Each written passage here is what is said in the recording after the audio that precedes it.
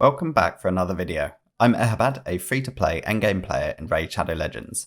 This is episode 22 of the free-to-play challenge series. It's been 10 days since the last video, and that's really for a combination of factors. One, I was away last weekend, and then during the week I was actually ill with a fever and been not feeling particularly great. And actually, to be honest, I'm still not feeling 100%. Apologies if the quality of the video isn't maybe quite the usual standard, although some would question whether the usual standard is even that high.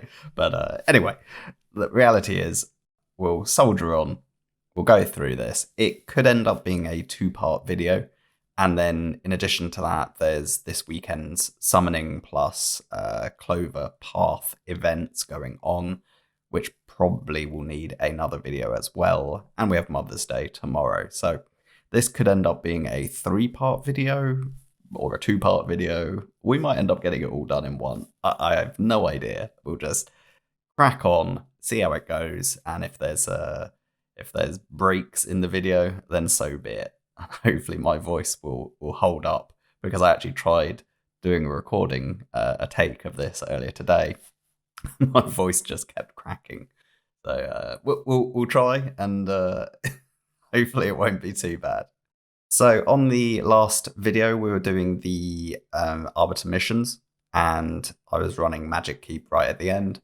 I ran the remaining 9 battles that were required, and the RNG was not great, let's be honest. But we got it done. Ultimately, we need to run 10 on auto. It would have been nice running stage 20 to get a few more decent potions rather than a brew and 5 mystery shards.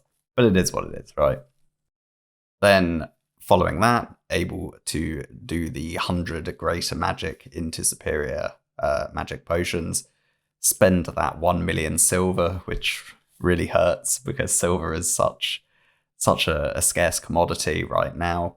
Obviously, we've done spirit in the last video. And here we're doing magic. After that, I then went to try and beat Scarab. I believe it was Scarab 60. So also kind of funny with this is, I'm going back to photos 10 days ago, and I can't remember exactly what I was thinking or what I was doing. I actually don't know exactly which photos are coming up. So it'll be as much a surprise for me as it will be for you. But in any case, I had 2 potential paths to take with Scarab. And that's essentially, I could either run Miscreated Monster as a shielder and use TM control, or I could try and solo it with Miscreated Monster. And I thought, given that I don't really have all the TM controllers built, and I didn't think it would be realistic that I'd be able to keep the turn meter down, I decided I'd try and re-gear Miscreated Monster to solo it again, which is what I'd done in the previous Doom Tower rotation, although at a easier difficulty. And with that in mind, I thought, I'll go for the resistance build once more, so we're able to keep the continuous heal and the buffs on ourselves. Miscreated has a way of self-sustaining, so we don't need to worry about a regen set. As long as we've got that resistance, we'll be in a good place. And then it becomes a question of, well, you could put Toxic on to get some damage, or you could go for Destroy. And I thought, I'll go for Destroy. I could just about get the stats required in that Destroy set. Obviously, we'll then be able to, with Warmaster procs, break down the Scarab shield and get the fight done, essentially. And as you can see here, Scarab 60, done. Job done. It did work, yeah. So Aethel there for wave clear, and the Miscreated Monster in that destroy set, just able to quite comfortably solo Scarab 60. Here is the build in question. Basically, we've got a resistance chest and trying to use pieces of destroy set with, speed, accuracy, resistance, and get some decent effective HP. Not the best stats, to be honest. I was struggling a little bit. You can see the defense pretty low. HP okay, but not great. And we got enough speed and enough resistance to make it work. Here are the overall stats. Again, not fantastic build, but it's enough. And that's the reality in this game. Like, you don't always need to have the best build. You just need a build that's good enough to do what you're trying to achieve. Past that, able to auto climb from floor 60 to 69. And then obviously tomorrow we'll have to give stage 70 a try. I say tomorrow, this is still like 10 days ago. This is still back on the 8th of March. And then the next morning on the 9th, the first thing I did was Celestial Griffin. Was able to do this first try, just using a basic preset to avoid using buffing abilities during wave 3, and actually able to use this same team to auto farm Celestial Griffin floor 70 and start to get that Guardian gear going, which will be helpful for faction wars, if nowhere else. You know, it's like a reasonably accessible version of regen. I've shown that being used, I think, already. If I haven't, then I'll show it being used during these photos. Past that, the champion training ended on the 9th as well. Managed to just scrape that legendary skill tome with as little minimal spillage of additional points as possible. You can see absolutely nailing that 12,000 pretty much bang on.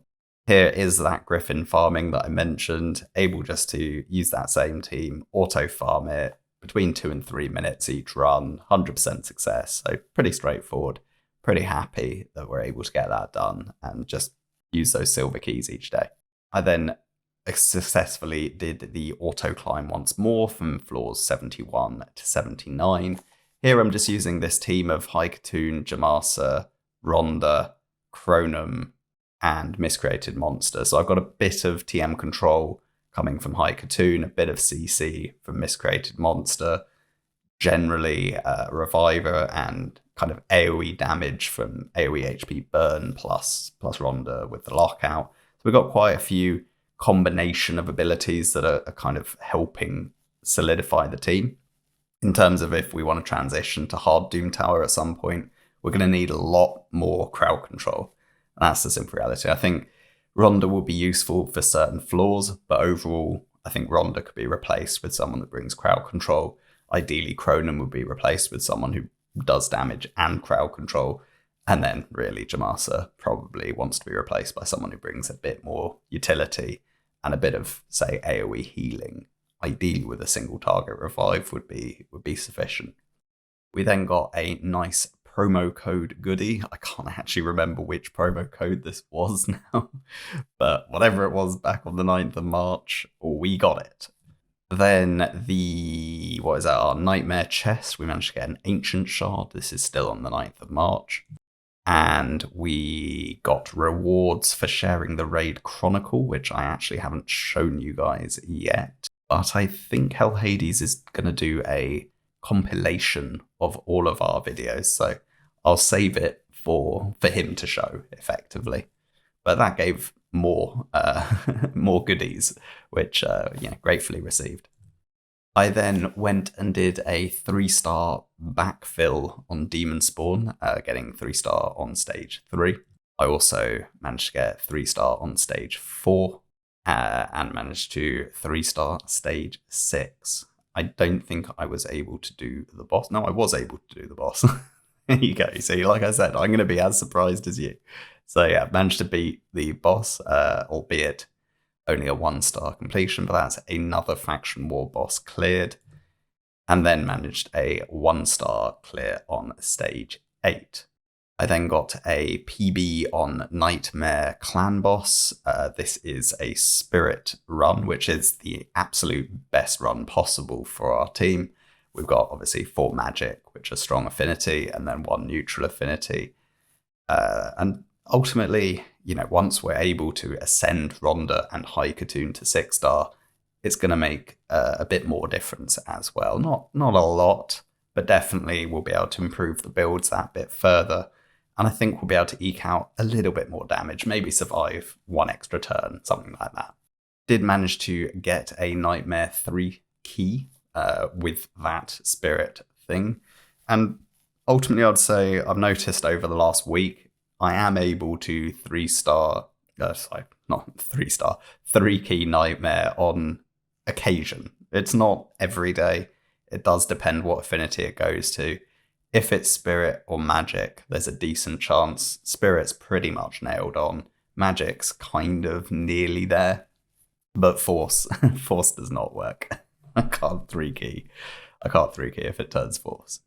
We did a bit more mission progress. This is now the 10th of March.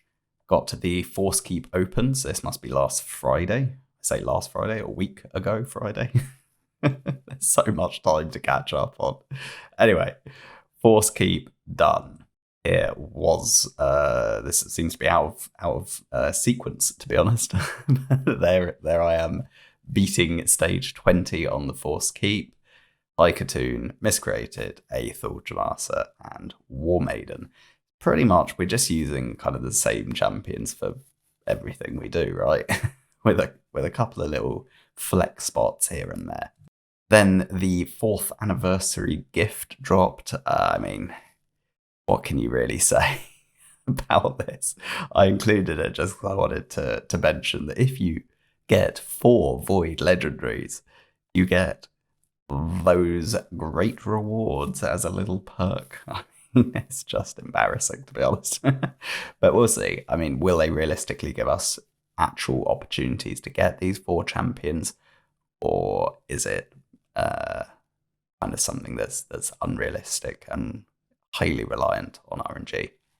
I think most likely that will be what it is, but we'll see. We'll see, right?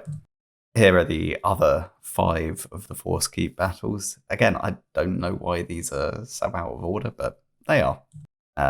Also on the Friday, managed to get the 275 advanced quests done. That's another legendary book.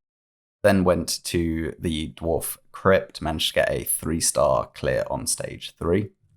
Managed to get a 3-star clear on stage 4, and on stage 5, and 6. And then a 1-star clear on stage 7. So again, just adding more Faction War stars, getting that bit further progressed where we can. Managed to get a 1-star on stage 8, so very similar to where I'd got to on Demon Spawn, with really that level 40 Avir and the Nari kind of really carrying that team. I mean, there's no one else. And then actually managed to also clear stage 9, also with a 1-star clear. I don't think I went any further than that, but we'll find out when we go to the next image. No, we didn't. There we go. Here we go with the combining the 100 greater force potions into 10 superior force potions. Get that mission done.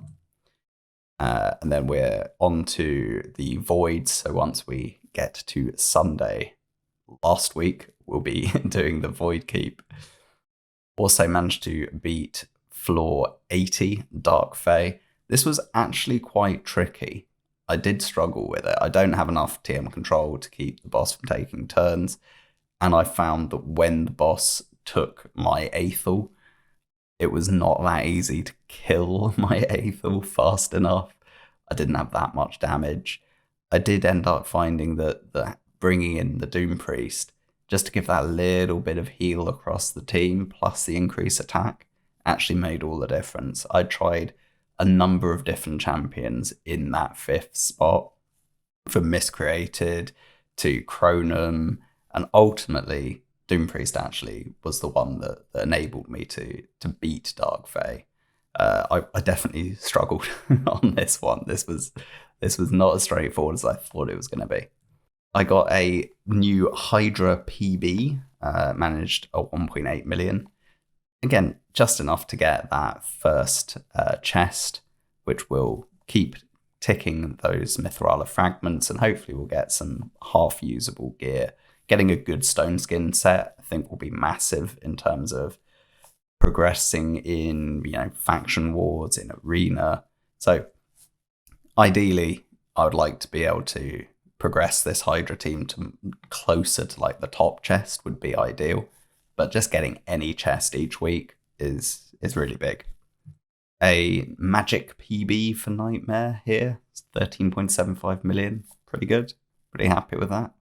This is actually on the 11th, last Saturday. We are now on to just a week ago, so we're slowly catching up.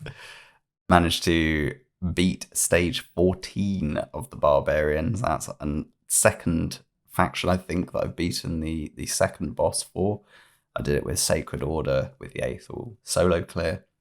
And here we now, we have 360s, so we really should be progressing that bit further.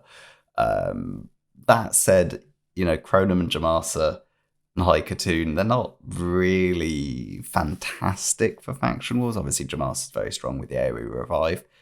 But I'd say in terms of wanting to progress faction wars in a budget way, you kind of want some crowd control, and we have none here. So that's kind of, I would say, the problem that I was finding most of all. But managed to get it done. 3-star stage 14. Also went back and 3-starred stage 7, so just totting up some more faction war stars.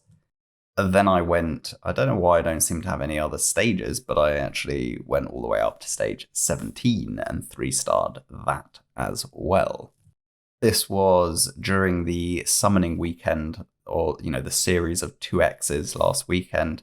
I started off by fusing a rare to ultimately head towards getting Broadmoor. Just got, 50 points for it. It seemed like a decent time to do it. I had them ready. I've been waiting for a while. So I took the opportunity, got myself 50 points, and used Rock Beast. I then went to Sacreds. My plan had been to summon 2 Sacreds, basically split roughly the points between Sacreds, Voids, and an Ancients, and ultimately get the fragments for Supreme Elhain. So my first Sacred got a Torture Helm.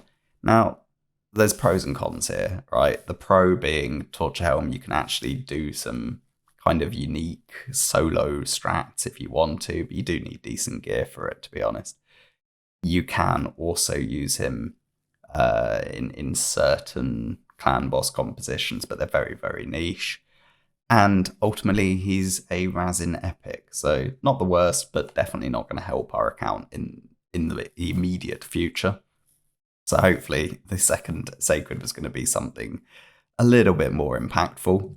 And it wasn't. It was a dupe Ursine Ironhide. And I have to admit, at this point, I got a little bit tilted and did decide I would summon 2 more Sacreds in the hope of getting something a little bit more useful. Got a Caden with the 3rd Sacred, who he's a decent champion, and he's pretty good for faction wars, but he's just not really bringing that much. He could be used as a decrease attack champion, but unfortunately, it's not an A1 decrease attack, it's an A2.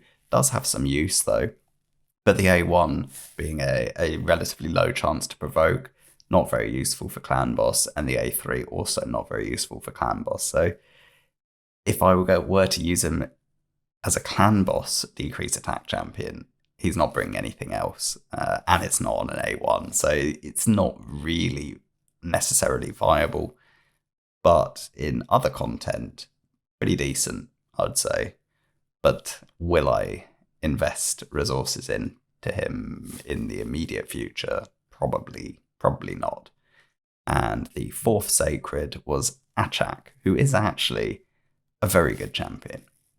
Does require a lot of books and can be a bit infuriating in terms of the A2. Was it the A3? I think it's the A3 that has this flip between HP burn and freeze depending on whether the enemy has more attack or defense, and it can be a bit annoying, to be honest. But where Achak's particularly strong is Spider, and I do think with Achak and Cronum we could definitely get to a point of duo farming Spider 25. We will need a little bit of gear, and we will need to ultimately build Achak to level 60 to make it work.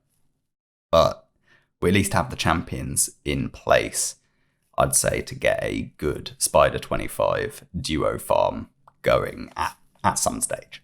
I then went and basically crafted a bit of 6-star perception. That runs we'd managed to do with barbarians got us some forged materials, perfect time to be using the rank and rarity charms, and got one really nice shield. And then after this shield was crafted, the 2x Sacred moved to 2x Void.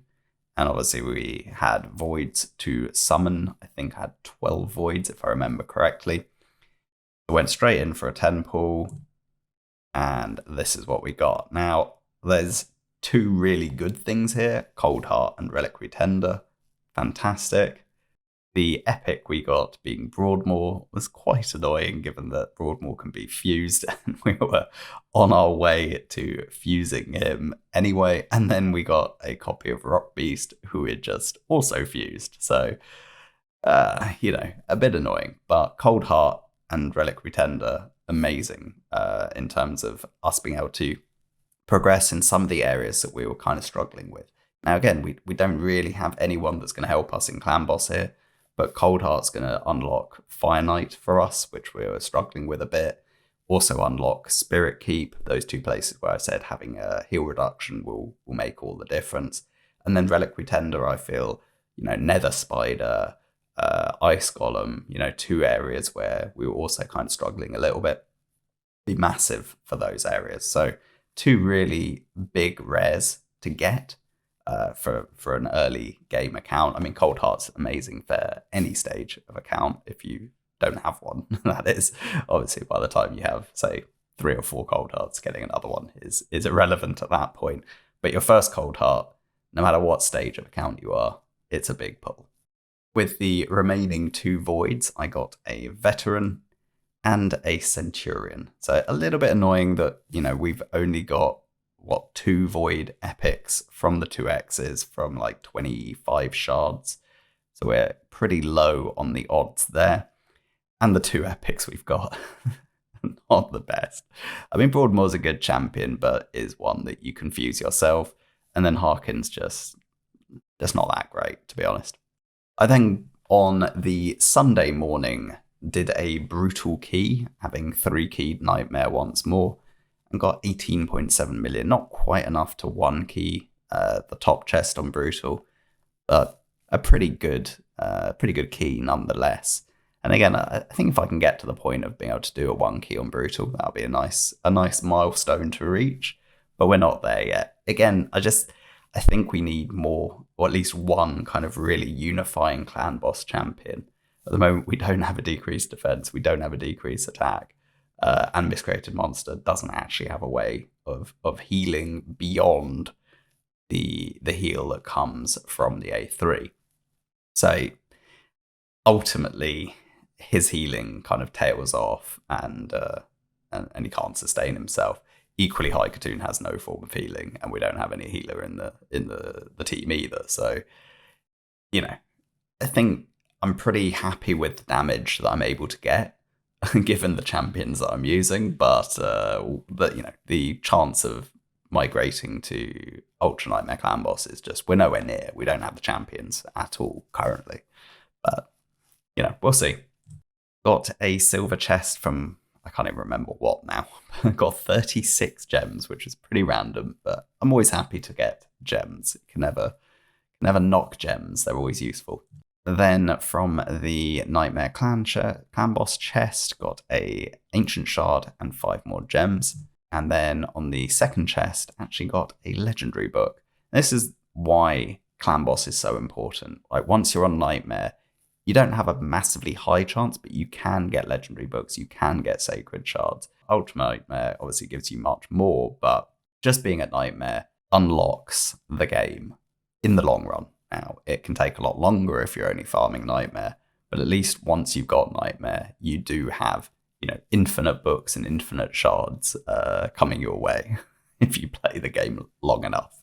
We then had the 2x Ancients, and I've kind of given away the surprise because I didn't know it was going to be the next screenshot. But on the first 10 pull, actually got a Brogni, who is an amazing champion.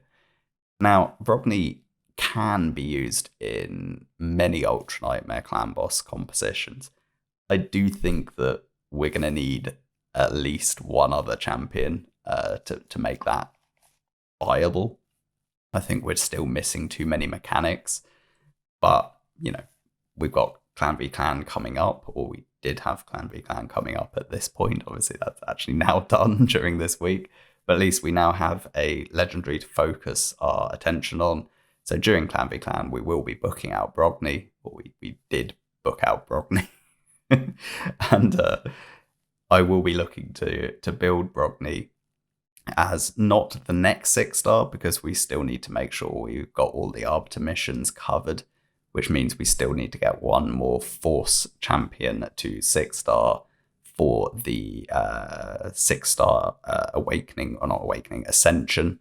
So we've got one more champion that needs to be 6-starred ahead of Brogni. With the remaining Ancient Shards, because I basically, in terms of the number of points, I needed one more epic after this to get enough points.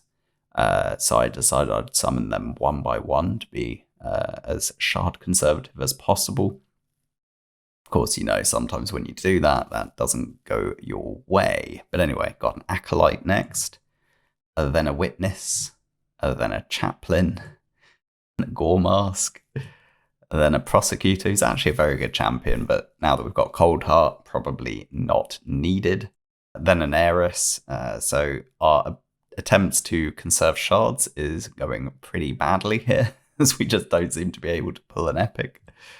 Then a Risk Harm, then an Ogrin Jailer, who's actually a pretty good rare, although everything's single heart target, he does hit very hard. Then a Medicus, who I actually don't know what they do. And you can see our attempts to conserve shards is going terribly. Then a Tree Feller, then a Magister. I might as well just done a 10 ball. We've just had like 10 rares in a row. Then a Marked, then an Amela. Like, it just keeps on going. And then finally, I got the epic in Captain Tamila, who's actually pretty good for Faction Wars. Not a bad champion at all. Also, in theory, could be viable for Clan Boss. You do have the ally protection. It is on a 4-turn cooldown, which is kind of annoying. And you do have a bit of a team heal with an increased defense. So there is something there. But again, we don't have decreased attack. We don't have decreased defense. So we're still missing too many mechanics to make it work. But, Captain Tamila or Miscreated could fill that role of ally protector in a pinch. I'd say Captain Tamila does that better. But do we want a 6-star Captain Tamila? I don't right now. But if we get, ultimately, if it will make Ultra Nightmare a viable clear, then obviously I will. So it depends what other champions we get to complement these. Ultimately, on the Sunday as well, I went and cleared the Void Keep 10 times. And then I think I did a few more missions, which hopefully will come up. There we go. We mixed 10 superior Void Potions. And then on the Monday morning, we logged in and got Yaga, the Insatiable. Now, this was annoying because I should have been aware that I was going to get Yaga, which means I didn't need to pull for that extra epic, which meant I could have stopped pulling after the first 10 Ancients and not got all of those rares until Tamila, and ultimately ended up over capping the number of points required to get those Supreme Elhain fragments. For the weekly reset on the arena, I got 70 gems. Actually, all the gear was utter trash, but 70 gems, pretty good. No shards, sadly, but happy with the 70 gems. I then went and did the 15 million damage for Clan Boss, got another mission done. And then, we got the Great Hall to be upgraded to level 8, which will coincide nicely with Clan v Clan. I then pulled 10 random mysteries, and lo and behold, got an Apothecary. What a pull. What a champion. So ultimately, this period of 2x's over the weekend, plus then some mystery shards, we've basically transformed the account. ideally some of these champions would have come a bit earlier. I mean, Apothecary now, do I 6-star him or not? Not sure. We'll have to kind of see how it goes. Like I said, I still have to prioritize getting a Force champion to 6-star to make sure we're on track on the Arbiter missions. Then there's Brogni, then there's Coldheart, and now there's potentially Apothecary. Also, still not going to make Ultra Nightmare viable. We'll see. Will Apothecary actually unlock any content? I don't know, is the answer. I kind of think we managed to find ways of doing the majority of content without having the Apothecary at this point, and obviously have booked out and ranked up High Katoon to be my speed booster. So I don't know. We'll kind of have to see what other champions we get between now and at a stage where we would be able to rank up Apothecary. But at least we have options, and for a long time we didn't have any options, but we do now. The account is starting to flesh out. We've got more champions that are going to be viable for faction wars, and that's the thing. Even if I don't 6-star Apothecary, a 5-star Apothecary for faction wars is huge. So it'll definitely be used, and getting good champions always gives options. So I think that's actually probably a good place to stop that video, this stage 1 of the video. My voice is actually beginning to fade a bit, so I think this will be a good point to have a pause. We'll then pick up the rest of the images, which will take us basically through CVC up until today. And then I'm going to look at doing the summons for this weekend and talk about the fusion overall. And the Clover Path. So, as always, thanks for watching. Please like, comment, and subscribe, and I'll catch you in the next video. Bye for now.